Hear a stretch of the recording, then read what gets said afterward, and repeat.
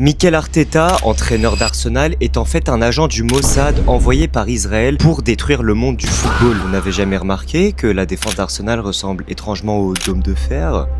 Oui. Laissez-moi vous expliquer. Le dôme de fer est un système de défense anti-aérienne israélien. Il couvre une partie du territoire israélien dans un rayon de 70 km. Donc c'est très restreint. Quand on regarde Arsenal jouer défensivement, à quoi est-ce qu'on assiste? À un 4-4-2 compact, excessivement compact, autour de la surface de réparation. Et ce qui est intéressant, c'est que le dôme de fer ne s'active que si un site stratégique ou une zone habitée est visée par le missile. Et que fait Arsenal? C'est qu'avec cette stratégie, l'équipe protège uniquement les zones les plus importantes, donc ce qu'on appelle la zone 14 et la surface de réparation. Les deux stratégies sont exactement les mêmes. Le gouvernement israélien parle d'un taux d'interception du dôme de fer de 90%. Et quand on regarde la finale de la Ligue des Champions, curieusement le PSG a gagné, on peut voir que du côté parisien, il y a eu 21 tirs, mais seulement 4 étaient cadrés. On est donc sur un taux d'interception de 80,95%, ce qui est très proche, Comme par hasard. du taux d'interception du dôme de fer. Le dôme de fer a été mis en place en Israël en 2010 et qui rejoint Arsenal un an après? Mikel